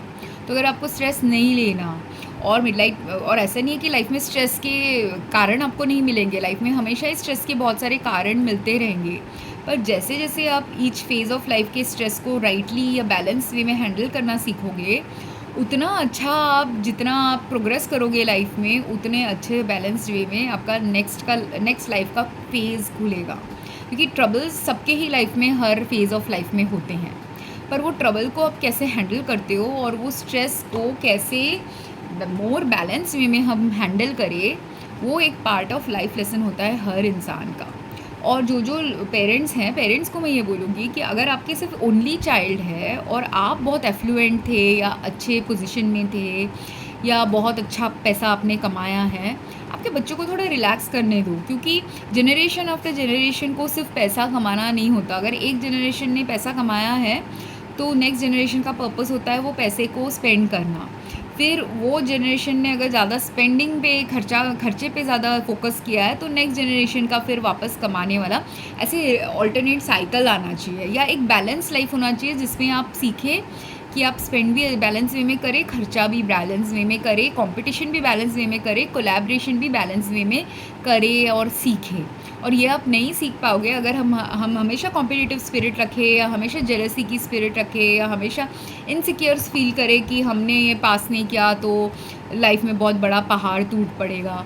वो ट्रू नहीं है, क्योंकि पहाड़ तभी टूटेगा जब आप टूटने दोगे। अगर आपने सोचा कि ये पहाड़ टूट गया मेरे ऊपर तो वो पहाड़ टूटेगा, और आपने अगर ऐसा एटीट्यूड नहीं रखा तो वो कभी पहाड़ नहीं टूटेगा। मैं इतने फेलियर में भी 2-3 बार फेल होके गम मनाना कोई प्रॉब्लम नहीं है, पहाड़ टूट गया से सोचना भी प्रॉब्लम नहीं है, पर टूट गया तो क्या, ये भी सोचना ज़रूरी है। ठीक है, अगर हमारा जो गोल था वो गोल ब्रेक डाउन हो गया और वर्कआउट नहीं किया और जिस वे में हमको वो गोल चाहिए था वो गोल हमको उस वे में नहीं मिला, ज़रूरी नहीं है कि उस वक्त वो गोल हमको मिलना ज़रूरी था। हो सकता है कि वो गोल आपका बाद में आपको मिलना ज़रूरी था। तो इसीलिए मैंने MBA जब 10 साल बाद दिया, देने का मौका इसीलिए मिला ना वापस से, क्योंकि वो पढ़ाई भी वेस्ट नहीं हुई, वो देने का मौका भी सोच लिया मैंने कि मुझे देना चाहिए। फिर दे के तो और उसका इनफैक्ट खुल गया और बेटर इसलिए क्योंकि मेरे को लाइफ एक्सपीरियंस मिल गया था। सेम वे अगर कोई 1 साल बाद सपोज़ आपने मेडिकल एंट्रेंस देना है, मेडिकल एंट्रेंस आप दे के फेल हो गए, फिर अगर बेसिक साइंस के कोर्स में चले गए, तो साइंस जब आप बायोलॉजी पढ़ रहे हो, जो बायोलॉजी आपने ठीक से कॉन्सेप्चुअली अंडरस्टैंड नहीं किया था, बायोलॉजी पढ़ते पढ़ते आपको शायद अंडरस्टैंडिंग आ जाए, तो वो हेल्प ही करेगा आपको। तो इसलिए आपका खुल जाएगा थोड़ा और साइंस का कॉन्सेप्ट मेडिकल एंट्रेंस देने के वक्त। या आप बैचलर्स कर रहे हो, बैचलर्स में एंट्रेंस में आप नहीं घुस पाए, तब अगर कोई और सब्जेक्ट में आप चले गए, 2 चीज़ हो सकती है, या तो वो सब्जेक्ट ही आपको इतनी अच्छी लग जाएगी कि आप वो सब्जेक्ट में फिर एक्सेल करने का सोच सकते हो। क्योंकि अगर सपोज़ आपने साइंस ले ली और साइंस लेके आपका रिसर्च माइंडसेट है, मेडिकल माइंडसेट नहीं है, रिसर्च वाला कोर्स ले लिया, तो वो रिसर्च कोर्स लेके अगर आपने एंजॉय कर लिया, तो ऐसा भी हो सकता है कि आप कभी वापस मेडिकल की तरफ ना जाओ, वो रिसर्च वर्क में ही चले जाओ, राइट। क्योंकि हर कर्म का एक वैल्यू होता है, हर पर्सन, हमारा पर्सनालिटी टाइप हमारा एंड इंटेलेक्चुअल कैपेसिटी, या जिस वे में हम सोचते हैं या जिस वे में हमें सोचना है या काम करना है, हर एक का एक इंडिविजुअल स्पेसिफिक पर्पस है। और वो इंडिविजुअल स्पेसिफिक पर्पस जितना अच्छा हम अलाइनमेंट में खोलेंगे या स्ट्रेस फ्री वे में खोलेंगे, उतना ज़्यादा हम बैलेंस में रहते हैं हमारे इंडिविजुअल स्पेसिफिक पर्पस के साथ। और जितना ज़्यादा हम थोड़ा पेरेंट्स का खुश करना ज़रूरी होता है, पेरेंट्स को हमेशा ना खुश रखेंगे तो वो अच्छी बात नहीं है।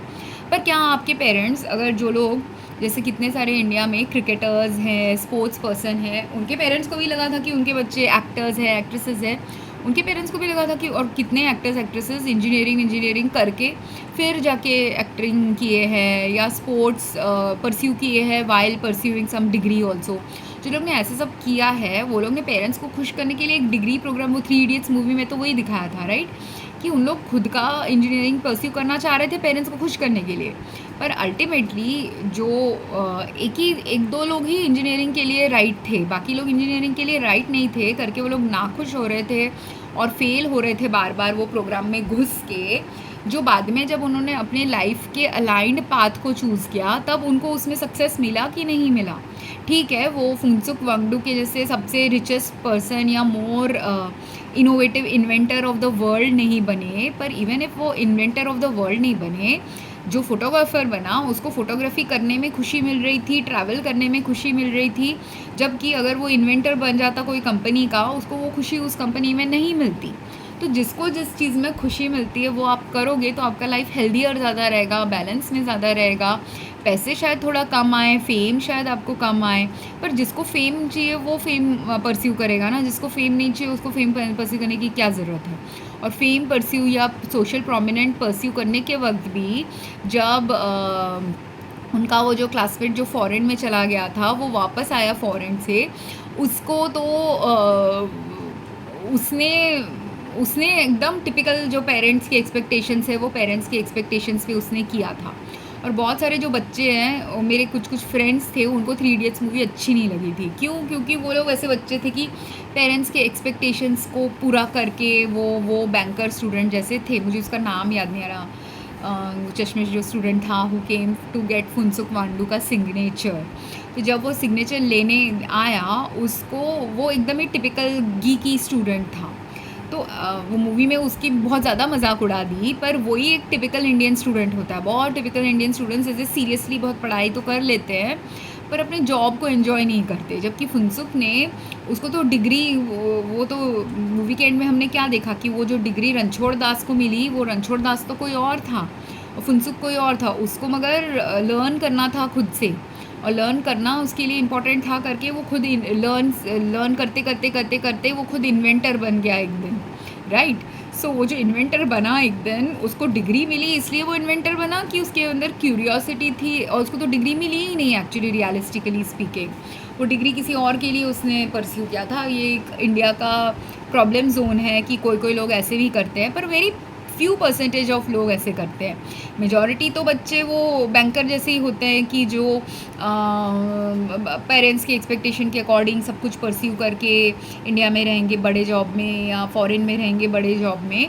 पर आप कोई भी बड़े जॉब में रहो, आप खुश तब रहोगे जब उस मूवी में सबसे खुश रैंचो और उसके फ्रेंड्स थे, क्योंकि उन लोग सब ने अपने अलाइंड पाथ को चूज़ किया। वैराज वो लोग ही खुश नहीं थे जिन लोग ने, या वो लोग खुश भी मतलब आपने अचीव तो कर दिया, पर अचीवमेंट का डीपर इम्प्लीकेशन आपकी लाइफ में तभी आएगा जब आप ये समझोगे कि अगर आपने अचीव कर दिया आपके पेरेंट्स को खुश करके, आपने तो देख लिया है ना आपके लाइफ की पेरेंट्स को खुश करके कितना आप खुश हुए हो, तो आपका जॉब इसलिए है कि वो बैंकर का जॉब ये नहीं है फुनसुक वांगडू को देख के कि मेरा लाइफ फेलियर हो गया। वो बैंकर का जॉब ये है, बैंकर IIT IIM ये सब करके वो चला गया था फॉरेन। उसका उसको लेसन एक्चुअली ये लेना था एक, कि ये लड़का जो फेल होता था इतना फिर भी आज सक्सेसफुल है लाइफ में, कि I have to come to get his signature for something. वो एक ह्यूमिलिटी लेसन था। पर दूसरा लेसन ये उसको भी लेना है कि अगर मैं मेरे पेरेंट्स को खुश करने के लिए या जस्ट डिग्री प्रोग्राम के लिए या कोई सोशल स्टेटस के लिए मैंने इतने साल बिता के मुझे उतना सेटिस्फेक्शन नहीं मिला जितना रैंचो को मिला है, मतलब फुनसुक को मिला है, उसका रियल नाम तो फुनसुक था, पर वो जो सेटिस्फेक्शन उसको मिल रहा है वो मेरे बच्चे को तो मिले। तो आपने अगर फुनसुक वांगडू आपका फ्रेंड था या क्लासमेट था, उससे आपको क्या सीखना है कि अगर आपको हेल्दी चाइल्ड चाहिए, बैलेंस चाइल्ड चाहिए, आपके जैसे स्ट्रेस फिल चाइल्ड नहीं चाहिए, तो या तो आपको वो माधवन जैसे, माधवन के पेरेंट्स ने उसको फोटोग्राफी करने दी वैसे वाले पेरेंट्स बनने पड़ेंगे, या तो आपको रैंचो जैसा बनना पड़ेगा कि आप रैंचो का तो कोई पेरेंट भी नहीं था, वो तो ऑर्फन था, मोस्ट ऑर्फन या रियली पुअर सराउंडिंग से था, राइट। तो उसका भी रैंचो भी वैसे था, उसका दूसरा फ्रेंड भी वैसे ही था। तो ये लोग सम ऑफ देम सोशियो इकोनॉमिकली बहुत पुअर लाइफ से आए थे। तो उनके पेरेंट्स के लिए तो इसके लिए और भी इम्पोर्टेंट था अगर उन लोग सक्सीड करें लाइफ में। पर अगर आप सही तरीके से सक्सीड करोगे तो आप सिर्फ पैसा एंजॉय नहीं करते, आप लाइफ को एंजॉय करते हो, जो ज़्यादा मीनिंगफुल बनाता है लाइफ को। और आपने अगर उतना 40s में आके 50s में आके आपके लाइफ को एंजॉय नहीं किया है, at least allow your children to enjoy their life. और उतना फ्रीडम दे दो कि उस पर स्ट्रेस ना आए, उस पर करियर का फोकस ना आए, वो कुछ सीखे ये सब मूवीज़ से या अपने लाइफ से या अपने ही पर्सनालिटी से, कि खुद के पर्सनालिटी को वो अलाइन करने की उनको फ्रीडम मिले। क्योंकि आप थोड़ा सा अगर आपके चाइल्ड को वो फ्रीडम दे दोगे तो वो ज़्यादा ब्लूम करेगा दैन अगर आपने उसको कर्टेल करके हमेशा रखा कि आपको ये एग्ज़ाम देना ही है, आपको ये करना ही है। वो मस्ट हैव चीज़ अगर आपने निकाल दिया, थोड़े थोड़े मस्ट हैव डिसिप्लिनरी चीज़ों पे रखिए, बिहेवियरल चीज़ों पे रखिए। क्योंकि नेक्स्ट जनरेशन के बच्चों को बिहेवियर पे आप स्ट्रिक्टनेस डालिए, पर करियर पे ना डालिए, क्योंकि करियर डिफाइन करता है, शेप होना चाहिए आपके पर्सनालिटी के ऊपर। पर बिहेवियर आपके पर्सनालिटी के ऊपर शेप होता है, पर गलत डायरेक्शन में भी बिहेवियर जा सकता है अगर कभी किसी ने आपको सही रोक टोक नहीं दिखाई, सही चीज़ नहीं सिखाई। तो और इसके बारे में भी मैं एक नेक्स्ट वीडियो बनाऊंगी, क्योंकि ये टॉपिक भी एक इम्पॉर्टेंट कोर इशू है बिहेवियरल हेल्थ का, जो इस जनरेशन को समझना ज़रूरी है। And for that I will make a next video. पर मेन थिंग मेरे लाइफ एक्सपीरियंस से मैं ये सिखाना चाहती हूँ, और मेरी लाइफ में मैंने बहुत ज़्यादा कमाया भी नहीं है, पर बिकॉज मैं एंजॉय करना जानती हूँ लाइफ को, मैंने जो मेजर मेरे कमाने का लाइफ में, मैंने अबाउट 10 ईयर्स 11 ईयर्स कमाई का मेरा फेज़ था, और 10-11 ईयर्स में भी ओनली 6 ईयर्स मैंने एक अच्छा इनकम कमाया था, और बाकी 4 ईयर्स मैंने लोअर इनकम या मॉडरेट इनकम कमाया था। तो फिर भी मगर वो जितने साल मैंने कमाई की थी, वो उतने साल ऑफ माई एडल्टहुड, उसके डबल साल मैंने वो कमाई पे चलाए हैं। कैसे चलाया है? क्योंकि मुझे पता है कैसे बैलेंस लाइफ जी सकते हैं, जीना चाहिए। अभी उसका भी टेंशन है मेरे लाइफ में कि मुझे पता नहीं नेक्स्ट फ्यू ईयर्स में, नेक्स्ट फ्यू मंथ्स में आगे मेरे को कैसे चलाना है। पर मैंने वो वाला part of my life lesson was भगवान पे भी कुछ कुछ चीज़ें छोड़ना। तो मैंने कुछ चीज़ें, कोई करियर्स के मूव्स मैंने किए नहीं, अगर मुझे जॉब्स मिलती भी तो मैंने लिए नहीं, क्योंकि वो मिसअलाइन थी मेरे पर्सनालिटी से और एथिक्स से। तो ऐसे करके मैंने कोई जॉब्स को छोड़ दिया था। एंड देन अभी गैप आ गया है, तो नेक्स्ट जॉब भी मिलना थोड़ा डिफ़िकल्ट ही है। पर मुझे पता है कि सिर्फ जॉब से आप लाइफ जी नहीं सकते, तो इसीलिए बिकॉज सिर्फ जॉब से आप लाइफ नहीं जी सकते करके next phase of my life मैंने कम्प्लीटली अभी सरेंडर कर दिया है गॉड को, ये जानने के लिए कि अभी तक मैंने जितना कमाया है वो तो अभी भी मेरे बैंक में कहीं ना कहीं पड़ा है, एसेट्स में कहीं ना कहीं है। तो कैसे ना कैसे करके वो एसेट्स को धीरे धीरे यूटिलाइज़ किया जा सकता है। मैं अभी भी उतने भी डायर स्ट्रेट्स में नहीं हूँ कि वो एसेट्स को रीयूटिलाइज़ ना किया जाए। ओनली थिंग इज़ मेरा थोड़ा हेल्थ प्रॉब्लम्स चल रहा था करके कुछ चीज़ें हमारे ना बैंकिंग सिस्टम्स के, फाइनेंशियल सिस्टम्स के इतने कॉम्प्लिकेटेड होते हैं, जब आप बीमार पड़ जाते हो वो सब चीज़ें आप ठीक से परस्यू नहीं कर पाते। तो इसलिए भी अगर कोई इंटेलेक्चुअली गुड पर्सन सिर्फ इंजीनियरिंग और मेडिसिन में चला जाए, मगर बैंकिंग में ना जाए, रिसर्च में ना जाए, टीचिंग में ना जाए, दूसरे फील्ड्स में ना जाए, तो वो सारे फील्ड्स डेवलप कैसे होंगी। तो इसलिए भी कभी कभी कोई बच्चों को ये भी समझना चाहिए कि अगर आपने इंजीनियरिंग नहीं पास किया, इसका मतलब ये नहीं कि आपका लाइफ फेलियर हो गया। इंजीनियरिंग के बियॉन्ड भी दूसरे कोर्सेज़ हैं यू कैन टेक, और वो कोर्सेज ज़्यादा अलाइंड हो सकते हैं आपके पर्सनालिटी के साथ। तो अगर आप इंजीनियरिंग, मेडिसिन या कुछ भी कोर्स कर रहे हो जिसमें आपका मन नहीं लग रहा, या आप करते करते आपका मन ऊब रहा है, या कर लिया पर उसके बाद आगे का आपको करने का उस पर कुछ मन नहीं करा, ऐसा नहीं है कि आपका डिग्री वेस्ट जाएगा, पर यह है कि वो डिग्री का यूज़ शायद कोई और फील्ड में भी ज़रूरी हो। और उस वक्त अगर आपका मन करे बैंकिंग करने का इंजीनियरिंग करने के बाद, तो do the banking, because may be next phase of development जो आपको करनी है लाइफ में, इंजीनियरिंग बैंकिंग दोनों फील्ड का मिला के कुछ कराना है। इसलिए आप वो दोनों सब्जेक्ट्स पढ़ रहे हो या पढ़े हो, या पढ़ने के लिए आपको गाइडेंस मिल रही है। या एक में आपने फ़ेल किया तो आपने पहले बैंकिंग की, फिर इंजीनियरिंग की, बैंकिंग का कोई सब्जेक्ट किया, फिर इंजीनियरिंग की, ऐसा भी हो सकता है। तो हर इंसान का जो लाइफ पाथ है, जस्ट बिकॉज ऑलरेडी बहुत सारे लोग एक स्ट्रक्चर्ड पाथ में जा रहे हैं, मतलब ये नहीं कि आपको भी उसी पाथ में जाना है। आपको कभी कभी अनस्ट्रक्चर्ड पाथ में भी जाना पड़ सकता है, और अनस्ट्रक्चर्ड पाथ में चैलेंजेस थोड़ा डिफरेंट होगा, क्योंकि कोई और पर्सन को आपके चैलेंजेस नहीं समझेंगे, पर वो चैलेंजेस से जूझ के ही आप जो समझ पाओगे या उभार पाओगे, आप फिर एक फुनसुक वांगडुक जैसे पर्सन भी बन सकते हो लाइफ में।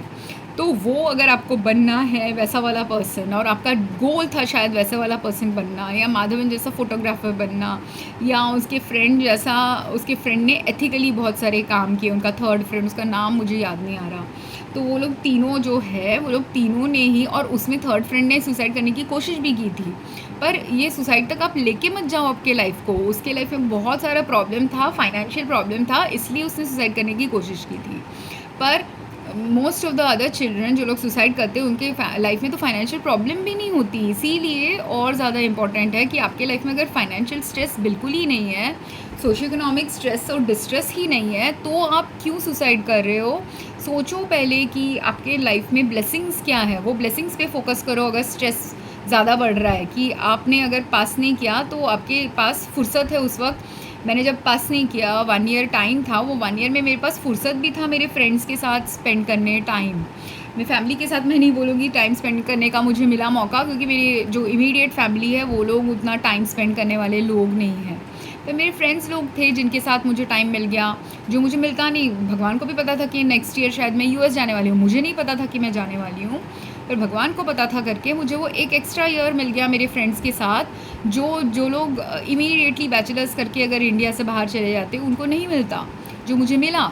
और वो मेरे लिए मेरे फ्रेंड्स के साथ का लाइफ वैल्यूएबल था करके भगवान ने मुझे वो टाइम दिया, राइट। तो भगवान आपको वही टाइम देता है जो टाइम आप वैल्यू करते हो, जो चीज़ आपको वैल्यू, जिस चीज़ से आपको आपके सोल को ना तृप्ति मिलेगी, वही चीज़ के तरफ भगवान आपको लेके जाना चाहता है। और कभी कभी आपको फेलियर्स के थ्रू ही वही चीज़ की तरफ लेके जाएगा। जब कोई चीज़ जो आप सोच रहे हो आपको सक्सीड करना चाहिए, या आपकी फैमिली सोच रही है आपको सक्सीड करना चाहिए, अगर वो आपसे मिसअलाइंड है, वो चीज़ अगर आपने ज़्यादा परस्यू की, तो आप थोड़ा ना खुशी के तरफ ज़्यादा जाओगे। वेयर एज आपने अगर अलाउ कर लिया फेलियर्स को भी, और फेलियर्स को अलाउ कर लिया, तो ही नेक्स्ट स्टेप आपका आ सकता है कि वो फेलियर का क्या वैल्यू है आप सीख सकते हो। फेलियर का भी वैल्यू अगर आपने सीख लिया, या कोई चीज़ को रोक ली थी और रुक गया था और उसको बाद में 10 साल बाद आपने परस्यू किया, कोई गलत नहीं है, क्योंकि ये मॉडर्न वर्ल्ड है। मॉडर्न वर्ल्ड में बहुत कंट्रीज़ है जिस कंट्री में अगर आपने इंजीनियरिंग अगर 20 ईयर्स में नहीं सीखी, आप 30-40 ईयर्स में भी इंजीनियरिंग सीख सकते हो। मेरे क्लास में MBA के स्टूडेंट्स 50-60 ईयर्स के भी स्टूडेंट्स थे, क्योंकि उन्होंने MBA बचपन में नहीं किया था तब, और उन्होंने 20-30 ईयर्स कोई और करियर भी परस्यू कर दिया था, फिर भी वो 50s में आके MBA परस्यू कर रहे हैं, 40s में आके MBA परस्यू कर रहे हैं। क्यों? क्योंकि वो उनका टाइम था वो परस्यू करने का। तो ये जो फ्रीडम है इंडिया में थोड़ा कम है, बट ऐसा नहीं है कि ये फ्रीडम आ नहीं सकता और इंडियंस इसको परस्यू नहीं कर सकते। जस्ट कि उसके लिए धीरे धीरे स्पेस बनाना पड़ेगा हमारे लाइफ में, मेंटालिटी शिफ्ट, एटीट्यूड शिफ्ट करना पड़ेगा हमारे लाइफ में। अभी जैसे US के वीज़ा रिलेटेड बहुत प्रॉब्लम्स चल रहे हैं, जिसकी वजह से बहुत सारे लोग अभी टेंशन में हैं कि हम US जा पाएंगे कि नहीं। ये सेम ही टेंशन मैं जिस ईयर में पास की थी, उस वक्त बहुत सारे लोगों को था कि उस वक्त 9/11 हुआ था, तो US में उन लोग को एंट्री मिलेगी कि नहीं, उस वक्त वो टेंशन भी बहुत सारे लोगों को था। तो मैंने जब GRE दी, मेरे पास कोई गारंटी नहीं थी कि नेक्स्ट ईयर मुझे US जाने मिलेगा, वो 9/11 के बाद ही हुआ था, पर फिर भी मुझे जाने मिला। तो आपके पास जब आपका दरवाज़ा खुलना होता है कोई पर्टिकुलर चीज़ का, वो खुलेगा ही, और जब उसका टाइम नहीं होता राइट, तो वो नहीं खुलेगा। और आपने बहुत ज़िद करके भगवान से बार बार मांग के वो खुलवा भी दिया दरवाज़ा, आप एन्जॉय नहीं करोगे वो दरवाज़े को अगर वो आपसे अलाइन नहीं है। तो ये चीज़ें मैंने अपने लाइफ से, अपने सिबलिंग्स के लाइफ से और बहुत दूसरे लोगों के लाइफ से भी सीखी है, जिसमें मैंने सिर्फ एक ही सिबलिंग का नाम लिया या 1-2 ही एग्जांपल्स दिए, पर रियलिस्टिकली स्पीकिंग जो मैंने इस वीडियो में बताया है वो सिर्फ मेरा लाइफ एक्सपीरियंस नहीं है, मेजरली मैंने अपना एक्सप्लेन किया है, क्योंकि अपना ही जर्नी आप सबसे बेस्ट जानते हो, दूसरों की जर्नी आप सिर्फ विटनेस कर रहे हो, पर दूसरों की विटनेसिंग जर्नी से भी आप सीख सकते हो। तो आप सीखिए और आप कॉन्टेक्स्ट लीजिए, सिर्फ आपके पेरेंट्स से नहीं, सक्सेसफुल पीपल से नहीं। जो लोग सक्सेसफुल आपके माइंडसेट में नहीं है, वो लोग भी सक्सेसफुली कुछ कर रहे होते हैं लाइफ में, मगर उनसे भी आप बहुत कुछ सीख सकते हैं। इसलिए सो आई होप ये मीनिंगफुल था, एजुकेशनल था। किसी को कोई क्वेश्चन कमेंट्स है तो please post question and comments.